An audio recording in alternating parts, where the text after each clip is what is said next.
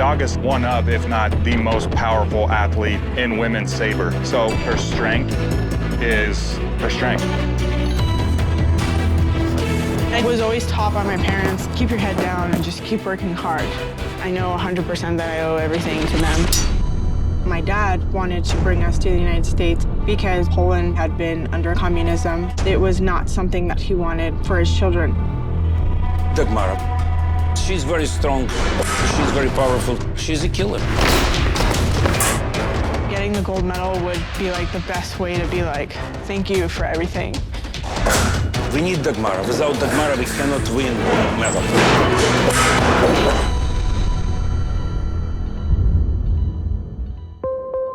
Every single Olympic athlete has a person in their corner who helps them reach their full potential. For me, it was my mom. My mom raised me and my siblings by herself. We didn't have money, and my mom sacrificed her own dreams to help me fulfill mine. Dagmara is the same, but she was born in Poland at the end of the Cold War. Her parents grew up in Soviet-controlled Poland, and they decided that they didn't want that future for their own children, so they fled to the United States. Now, Dagmara is aiming to make her third Olympics in fencing. She's already won a bronze medal, but wants to win the gold, not for herself, but for her parents, who, like my mom, have sacrificed so much. Mom, zadzwonię do ciebie później, a nie teraz. Teraz tylko robią wywiad ze mną. They want you to say hi to the camera. 1, 2, 3. Hello.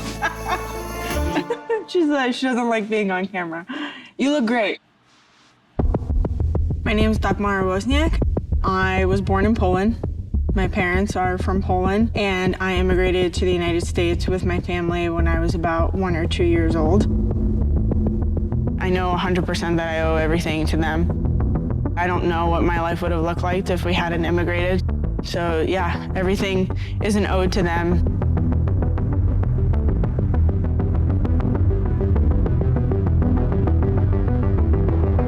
On guard. Ready? Fight.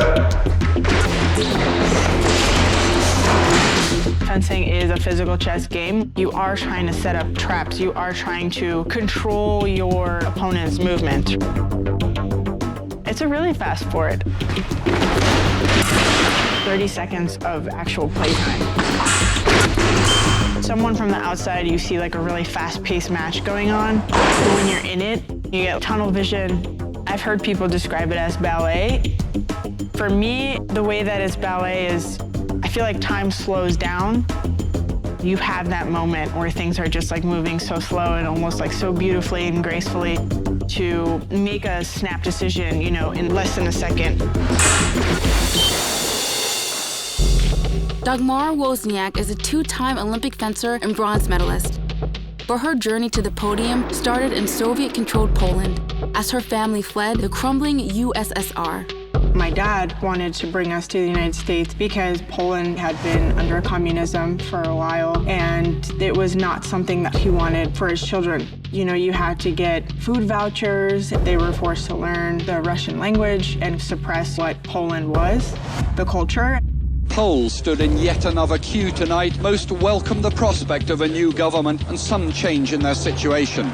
There was a lot of things that were enforced in their daily lives. My dad decided, we're gonna get out of here. Daga. They made sure to tell him, okay, well, you can go, but we have to stay behind, like collateral. Tata. My dad had like a small suitcase and I think like $40 and came over to the United States, worked for a little bit, and then we had come over. We have met many athletes in this series who share similar stories, fleeing everything from oppression to active war zones.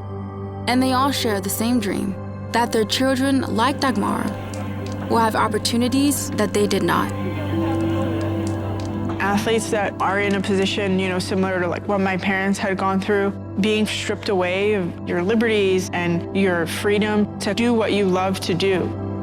For fellow athletes that are trying to follow their dreams, I can't even imagine the stress of leaving your country behind because, you know, the conditions are not good or It's a war-torn country. I know what my parents went through, and it's not an easy choice. I think there's a lot of pressure that I do feel, not from my parents to succeed because of our story. I want them to feel proud, and I want them to feel like they made the right decision. Dang it. I want to make them proud.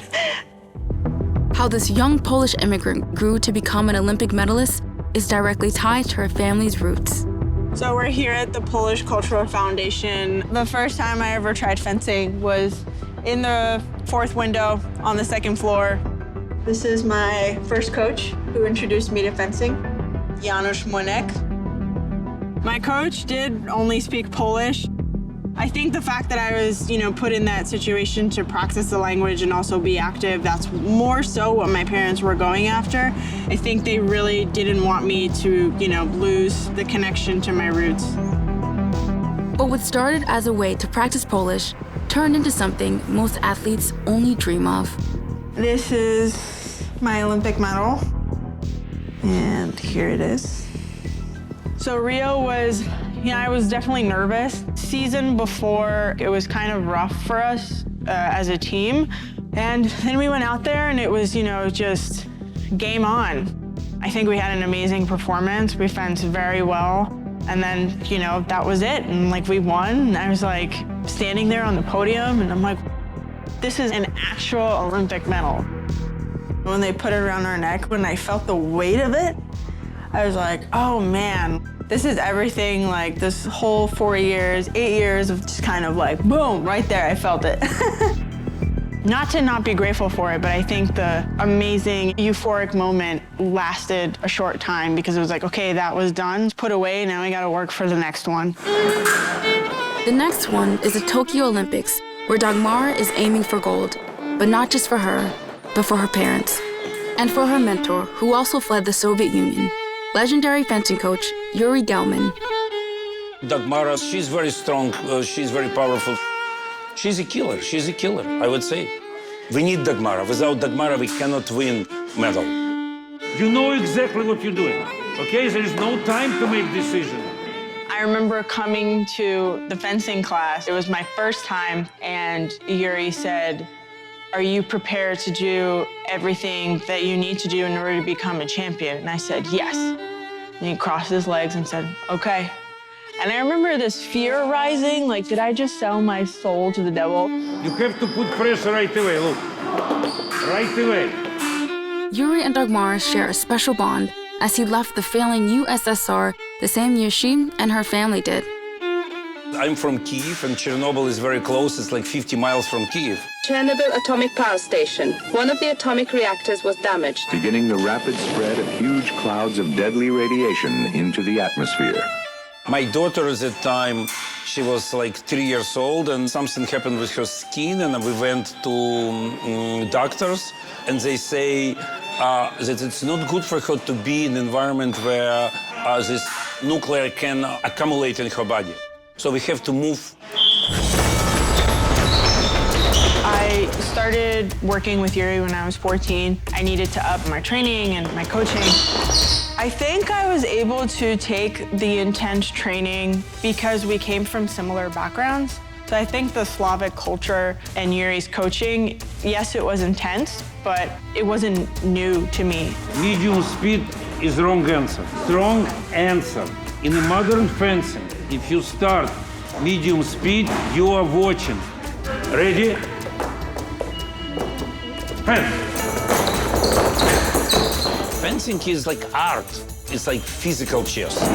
Fencing is one of the original Olympic sports, and there are 3 disciplines: foil, épée, and saber. Dagmara fights saber, the fastest of the 3. It comes from a time of warring cavalries where it was impolite to strike your opponent's horse, so points are scored by striking your opponent anywhere above the belt. The first player with 15 wins, and the matches move fast as swords travel at nearly the speed of a bullet. Fencers supposed to make decision in very, very short period of time, sometimes less than 1 second. They must be precise, so you have to control every motion. That's why in a private lesson, we're doing 1,000 times same movement.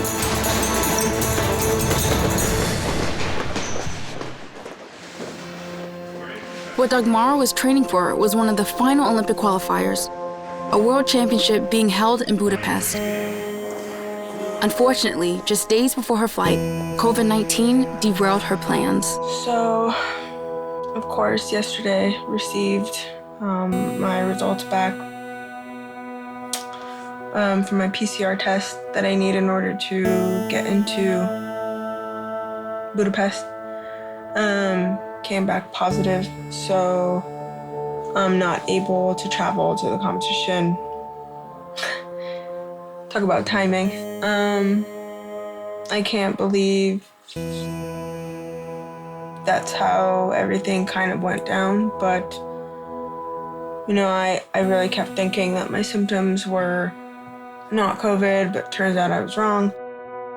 Her high rankings mean she will still qualify for the Olympics, but with just 12 weeks to Tokyo, lingering symptoms were affecting her training. I hate going through this period, you know, where you gotta like get back into it, go slow, rebuild. Like, it was just like crazy to be in full swing for the Olympics and then like all of this, you know, happen. Dagmara needs to work to these coming Olympic Games. First of all, I would say improve her footwork and work on this tactical situation, what we're working lately. Only what she needs to be in a good physical condition, what I say. Dagmara was already recovering from a torn Achilles and a severe injury to her hip, which were both caused from pushing it too far in Olympic play. Now pressure is mounting to get healthy and fast. I'm just trying to loosen up my muscles a little bit. All my injuries are pretty much on my back leg. I partially tore my Achilles, tore my calf, hip tear, and then I had the surgery on my Achilles. So I actually have like a really big screw in my heel after the bone work. So the screw is, I mean, it's pretty big. It actually went in through the back in order to attach the heel bone back to the rest of my foot. So it's like pretty big, reaches like halfway, I think, into my ankle. So I have only a little amount of time left as an athlete. It's just a matter of making every day count now. Work towards being as prepared as I can be for Tokyo. With fencing being a one-sided sport, that back leg is going to be where the power is generated from, and the front leg's going to be the brakes. So they're training differently. You get that big muscle and that short muscle, and the body's response to that is to create a hip tilt, which now you got back problems, now you got hip problems. In Daga's case, she's one of, if not the most powerful athlete in women's saber. So speed necessarily is not something we work on for her because her strength is her strength. Winning a gold medal in Tokyo, it would be amazing. It would just be making a plan, executing it, what's up, bud, and then getting the reward at the end. For Dagmara, it's a dream. She wants to win this medal. She deserves this medal. It would be amazing if our team can win gold medal. I take a lot of risks when I'm competing. The bigger the risks, the higher the rewards. I think that's why Yuri would label me as a killer. I don't play it safe, and I don't like to. I mean, when you block against someone's attack and then, you know, crack them over the head, it's a pretty satisfying feeling. I know it wasn't easy for my parents to leave everything behind, their things, their families. I definitely feel like getting the gold medal would be like a way to repay them. Yuri's spending so much time away from his family and so many hours that he's helped me, dedicating so much time and input into my career. Now it's good. That would bring me some kind of closure, but we'll see what happens. You know, Tokyo's Tokyo, so. Good job, guys. It will be great to win gold medal, and definitely for me too. It will be amazing if our team can win gold medal. She's already not 20 years, so it's not a lot of, you know, time left in the sport. So definitely, it will be great to win. Do you think this will be your last Olympics? I don't know if it'll be my last Olympics. I don't know if you're ever really ready to walk away. Sorry. That hit it. That broke it.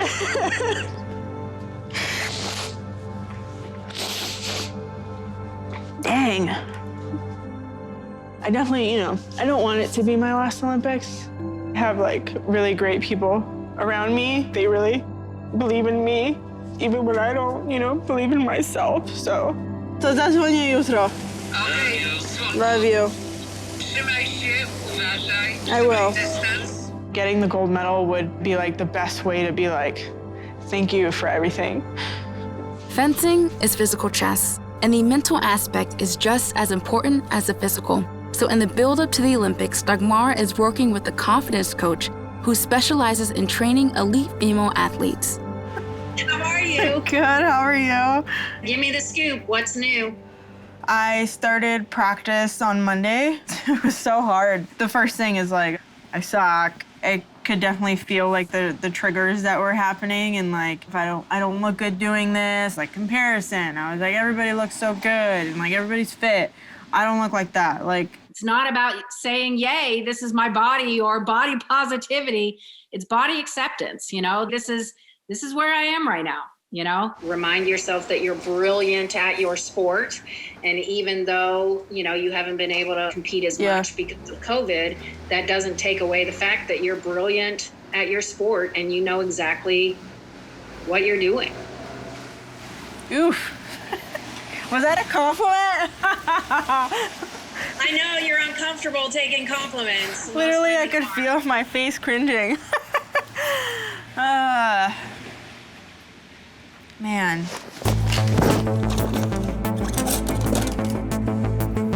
With only weeks until Tokyo, Dagmara arranges a final tune-up match to test her strength, endurance, and skill, which is fittingly against a Polish national champion. So Daga is fencing against Kuba Jaskot, who's a multiple-time Polish national champion and Polish national team member.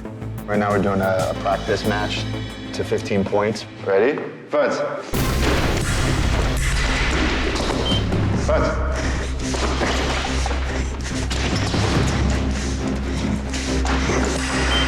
Fight! Ready? Fight! Fight! Fight!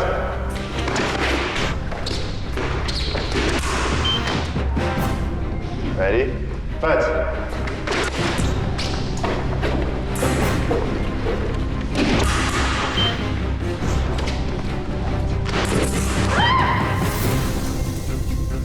Next point wins. Ready? Fight! Oh, very refocused. That's a typical Daga touch. This move, known as a parry and riposte, is one of the most risky but effective moves in fencing. Winning on a touch in a really critical moment, when you take a risk, it's a pretty satisfying feeling. To zawsze jest przyjemność walczyć z kimś takim jak Dagmara, z medalistką Igrzysk Olimpijskich, z medalistką Mistrzostw Świata, z czołową zawodniczką światową. To jest zawsze czysta przyjemność stanąć naprzeciwko niej na planszy. It's like my second match. It's coming back. I just tried to not think hey, I'm post-COVID or whatever, just fence. But see, I already feel like I can go again. So it's just the recovery is really fast, but in the moment, it's really hard to breathe. It's really hard. Moving forward. When we're young, the number one fear we have is we don't want to disappoint our parents, but it's the nature of sport. You're going to lose. The most important thing is how do you pick yourself back up and try again? Given the way this 4 years has gone and the way your body's responded, what does 3 more years honestly look like? I don't know. It's a combination of, do I put myself through that and risk something else happening? or walk away with not feeling 100% fulfilled, so. Win or lose, what the Olympics have come to represent for all the athletes we've profiled is a sense of hope and belonging. It's one of the beautiful things about the Olympics is being able to come together with all these countries and be able to just compete and showcase your best qualities and in a small way, like bring the world together. You know, I think it's an amazing experience, and if you don't necessarily get that at home, you can make it to the Olympic level and get that appreciation. I obviously really want to win. I love competing. I like challenging myself to get to Tokyo and have, you know, 1 medal, 2 medal, 2 gold medals. It would be an amazing experience to come home with something like that. I hope my parents are proud. I know 100% that I owe everything to them, and hopefully they're proud of it.